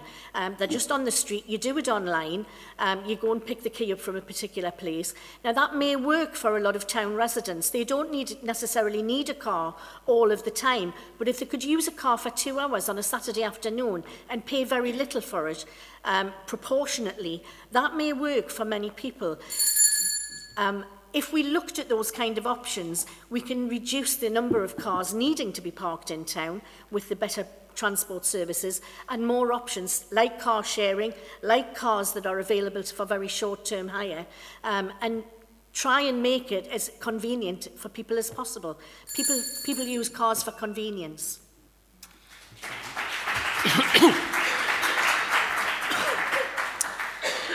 Accountability. I think that every month there should be a list of who was actually in the States and how they voted, so you can actually see the way they voted. If you actually go into the States Chamber, you'll find that whether it's independents or party members, that sometimes they've actually registered to be in there, but are in the coffee room. They're not actually in the chamber. So I think we should actually televise it, and then you'll have more states members staying in the actual chamber. When it comes to town parking, they've mentioned the hopper bus service, which was originally a scheme by Centreville when I was on the actual committee with the former constable Bob LeBrock. The scheme was actually quite successful until it ran out of funding, and we couldn't fund it. The states weren't interested in funding it. I'm actually a member of JIT, Jersey in Transition, and back in 2016, we came up with a new proposal for a hopper bus service, which the present constable, Simon Crowcroft, tried to get funding from it again. Unfortunately, DFI weren't interested. You can actually see the plans on my website. If you have a look at my blog, it's actually on there. At the moment, the planning department only asks for 0.7 of a parking space, not a whole parking space per development unit on a development. This needs to be changed. We also need to take into consideration as well future parking. But when we turn to electric cars, is it going to be possible to actually recharge the cars in the street? Thank you very much indeed. Many advances have already been made in terms of increasing public awareness of the political system. Live streaming states proceedings. You can get online statistics on who's voted for what. But one of the problems is that's all very well for a parliamentary system, but the opacity of the ministerial system means too many decisions being made inexplicably behind closed doors without the proper accountability. This should be opened up. I also think it's important to maintain the island-wide vote and perhaps increase back the number of senators elected island-wide, because you can't vote out somebody who's actually making decisions if they've been voted in another parish. With parking, one of the things is we need to look for the future. And at the moment, we have scandalously misallocated parking spaces with hundreds of empty parking spaces at Pier Road and yet a lack elsewhere. What we should have is a proper system of peripheral car parks around town, perhaps automated parking systems, robot parking. You can get more cars there in the same space. Enable more residents parking within those peripheral areas, because we can't provide enough on-street parking for residents. We can't provide the sort of open space we needed if too much space in the centre of town is taken up by cars. We can't provide the bus routes, the cycle routes, the acceptable pavements, the very disabled, accessible sort of spaces we need. Now, if we have these peripheral spaces, we can put in the electric charging, so that's providing for the future, and we can also change the pricing and the balancing so it's properly balanced between the needs of commuter parking, people leaving their cars on the edge of town, and residents who need cars, and also incorporating things like the car club, which I think Linda referred to. Right, on accountability, I think we have very little accountability in the island because people stand up here as individuals and say, basically, I'm a good bloke, or I'm a good manager, I'm a good businessman, vote for me, and I'll look after your interests, full stop. You don't know what that means until they get in there. You don't know either who they're allied with. Who's Mini-Me? Who's the new Gorst? Don't know, because we don't know what the links are. And that's what happens. So when they get in there, they can choose to either sit on our BTMs and do very little, and there's two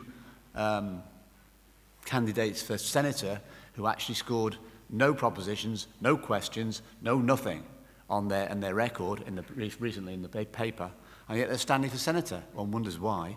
That sort of lack of accountability is what's wrong. I believe we need party politics in order to get any sort of accountability, and we've got our manifesto pledges. It's not a wish list. It's 10 practical points that can be done, and we'll start on them as soon as we can. That's the reality.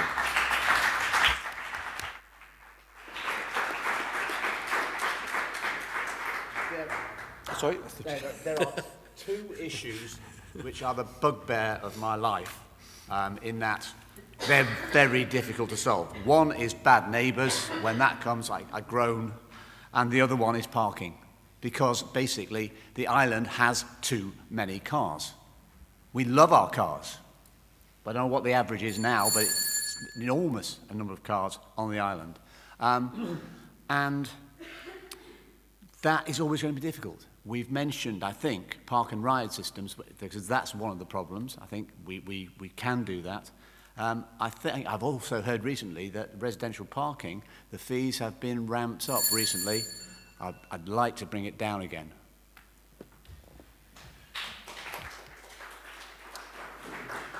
Thank you very much. In order to allow 1 minute for each candidate to sum up at the end or just give their final appeal, that gives us approximately 10 minutes. So what I'd like to suggest is that we have one question, final question for someone who hasn't asked one yet, and it was the gentleman at the back who put his hand up first, and I'll give each candidate 1.5 minutes, and that gives us a total of 10.5 minutes. Thank you. Last question.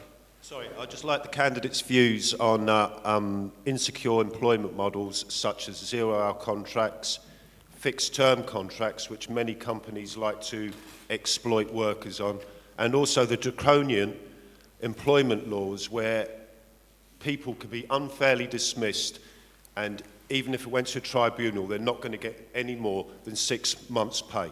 It's disgusting. In the UK, you can get a lot more, and companies can basically pay individuals off to keep quiet. Thank you very much indeed. Question regarding employment, and the person who will start to answer is Barry. 1.5 minutes per candidate for the one question, yes. Well, I actually think that the Employment Tribunal works fairly well over here. I mean, you do see these cases in England where people sue for huge amounts of money, and the litigation over there has got out of hand.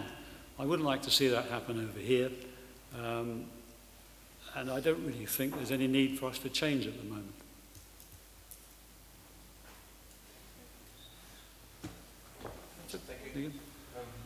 Okay.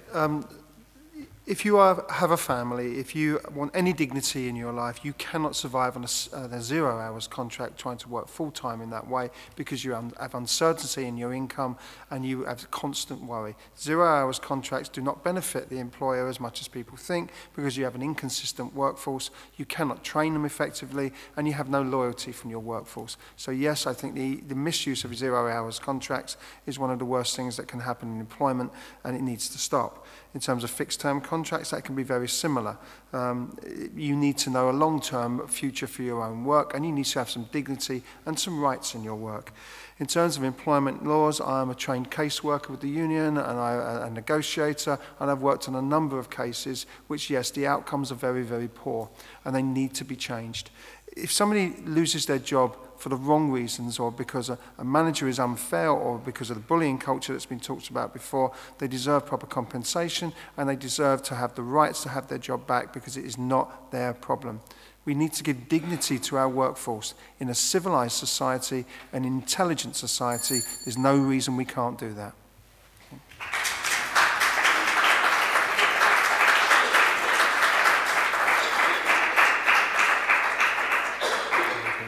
In terms of 0 hours contracts, in Jersey, the figures are quite shocking, really, and many women find that on a 0 hours contract, they're not even earning enough to stop Social Security telling them that they need to be going and finding work. So you're on a 0 hours contract. The average for women working 0 hours is 23 hours a week. So you're going to be told that you need to be out looking for a job while you're actually working, which is just ludicrous. It gives no security at all. I've worked on 0 hours contracts. I know others that are currently doing so. And to try and budget for a family and save and be able to have money there to pay the rent is just nigh on impossible. And the stress that causes affects people's mental health. So, you know, if we don't afford people the rights of secure employment with decent conditions, then we are, you know, as a society that is one of the wealthiest in the Western world, I think we're really failing everyone in Jersey. It's shocking that we would find people who are having to go to a tribunal and take employers to that tribunal and not winning cases for what is very possibly criminal. In my opinion, people are just being treated so shabbily that we must do something about it.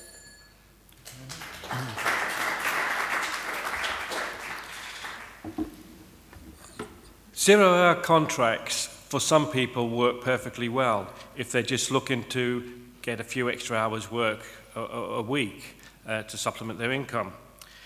But there are some businesses, I know of one restaurant, somebody told me that they worked for, but they actually asked their staff to phone in the morning.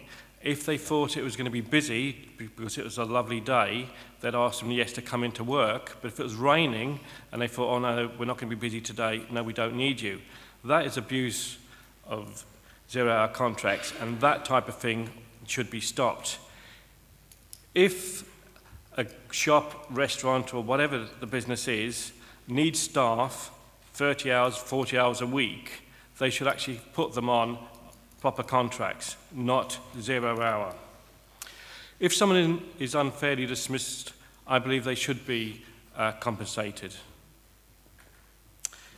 We have an employment tribunal, which I've followed quite a few times in the JEP, and I think that most of the time they seem to be quite fair with the payments that they dictate to the businesses when someone's been unfairly dismissed. It's important to have the right framework so that people in work are supported, that people who need work can get it and the type of work they want to suit their lifestyle and their needs, and important that we have a framework that will work in the future. Now, one of the things is work will have to become more flexible as we have a greater number of older residents in the population who will be able to work longer, but there won't be enough younger people to support them unless we have some very radical and unsustainable population policies. So people will be looking to ease off on their work, but expect the same sort of standards of support in terms of legislation. And this is one of the things where the States has fallen down, that this sort of social legislation has been put on the back burner, and so we haven't kept up with standards in competitor countries, and the thing has not been modernised. And I must say that Geoff has done a lot of work over the years in bringing cases which should have been dealt with by the state many years ago. But flexibility, but security, it's always that balance, but the framework of the law must take that into account. The use of zero-hour contracts in Jersey is rife in many sectors, including finance, including agriculture, including hospitality. And they are open to abuse. Why are they open to abuse? Because we've got a set of guidelines. This government always says guidelines will work. Guidelines rarely work. The people who want to exploit them will exploit them. The good employers will abide by the guidelines. I asked for a review of the use and abuse of zero-hours contracts, and I put my request in 3 parts. The last bit was to examine the abuse of zero-hours contracts where they were used inappropriately, and the Social Security Department's minister just simply ignored Part C and didn't do it. And now they say, we've got no evidence that they're being abused. Yes, because you didn't look. Annoys me no end. We will act to legislate against the abuse of zero-hours contracts. A lot of people I meet are saying all there is in Social Security are zero-hours jobs. You can't get anything else. And zero-hours jobs don't give you the consistency of wages in order for you to take a loan, to put on a deposit on a house, anything.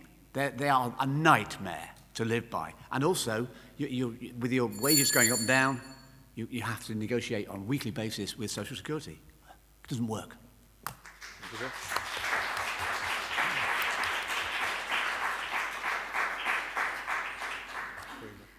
I think zero-hour contracts are despicable, if I'm honest. I know of companies who are only operating on zero-hour contracts.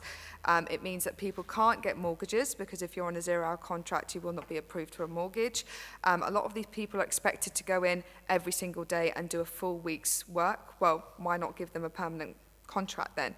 I would like to see some kind of legislation that would make it illegal for a business to operate solely on zero-hour contracts. You cannot effectively run a business if all your employees are on zero-hour contracts. You must make some sort of commitment.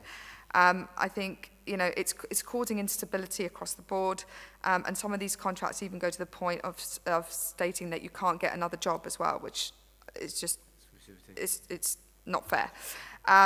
With regards to Jack's unfair dismissal, I think that a lot of people are actually afraid to pursue cases sometimes because they don't know the full extent of what they can and can't push forward. I have translated for many individuals who were afraid to take things to Jack. Thank you.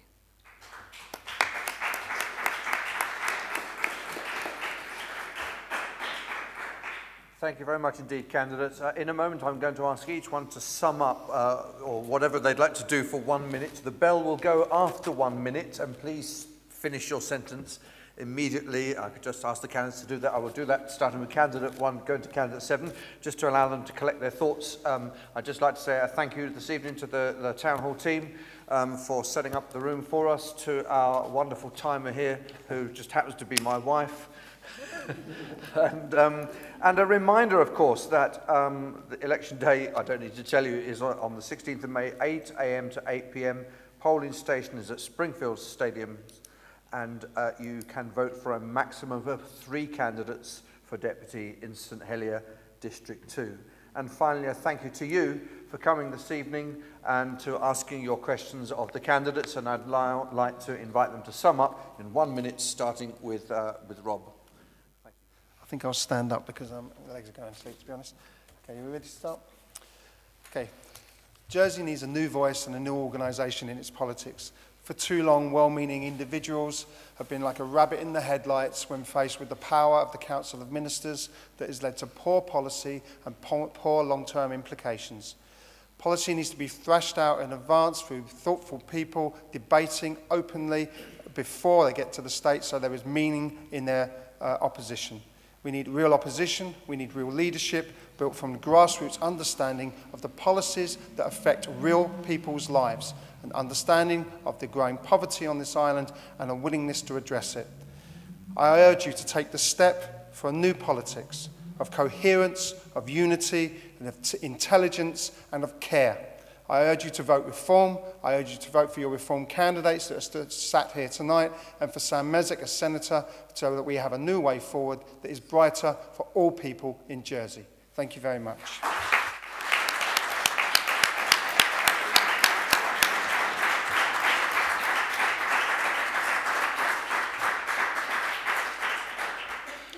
Thank you, Linda, if you'd like to.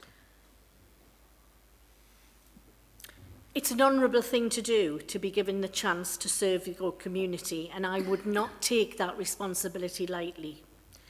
If we want to improve the future for all of us, we can't just consider short-term measures. This means making changes right from the youngest in our community. Their first 1,001 days are the most vital in their lives, and we need to invest in their future right across every service. Keep our children at the heart of all our policies. Help parents contribute to the community if they want to work. Invest in childcare. Some are being forced to use unregulated childcare in St Helier, and they don't want to leave their children in those circumstances, but they have no choice. Let our children develop a love of stories, of reading, of writing, not teach them how to use fronted adverbials and when to put a comma after one at the age of 8. And let our teachers inspire them to be curious and questioning. I'm independent, but all my life I've managed to engage with others, build alliances and achieve goals. Please consider me for one of your votes.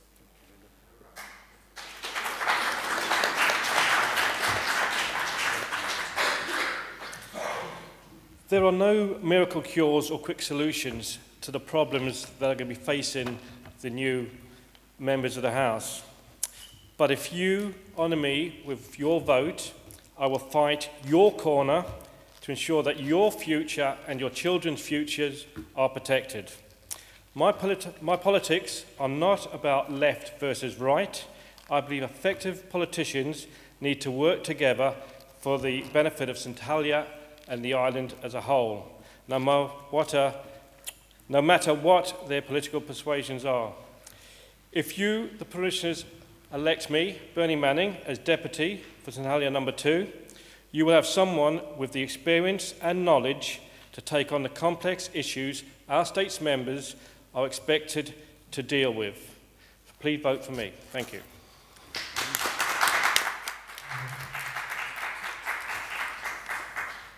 Many people will know that I'm very concerned about our heritage, our culture, our quality of life, our nature, our environment, our green spaces, but I believe in a balance because I'm also excited about the future we all have. Some of us have more future than others. But we're going digital. Things are changing. Different industries. Let's nurture startups. Let's see what the possibilities are. Let's break down fences that act to keep people away from the opportunities which they could embrace, which they could get involved in. I think it's important to have a grounding within the parish, to know all the parish, to have known how it works.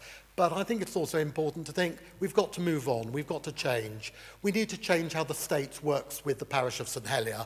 The parish of St Helier needs a new deal, it needs modernisation of the administration, a proper law, not a law which requires the parish to do things for horses and carts, but doesn't mention what the changes will be needed for the next 50, hundreds of years. Break down the fences and vote for me, please.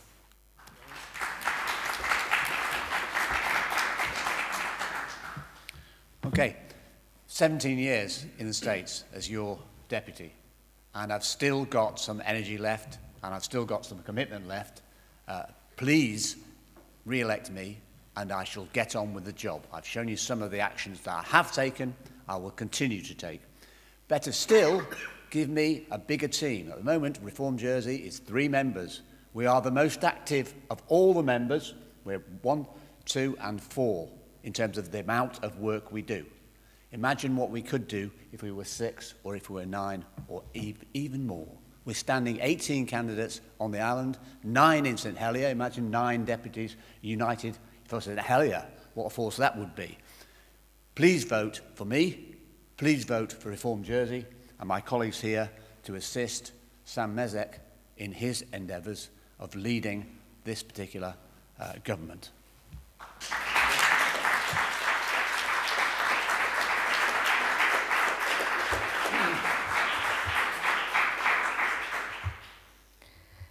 I think it's really important to have somebody in the government who has lived the life of, like a lot of you have. We all know that we've all been through different struggles and that a lot of the States Assembly have not. I think it's time for fairer rents, fairer wages and fairer taxes. It's time that you had a body of people who are willing to work together and for the same objectives. And I believe that as a member of Reform Jersey, that's exactly what we have. I'd like to thank you all for coming today. And I hope that if I am elected, I will endeavour to do the best that I can for the constituents of this district. Thank you.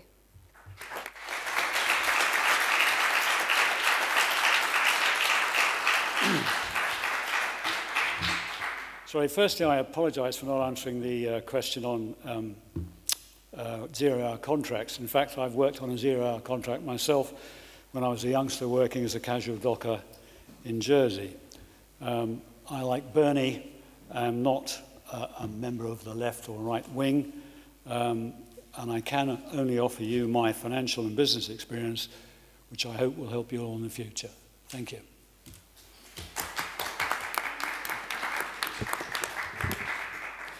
Ladies and gentlemen, candidates, thank you very much for your attendance tonight. These hustings are now adjourned.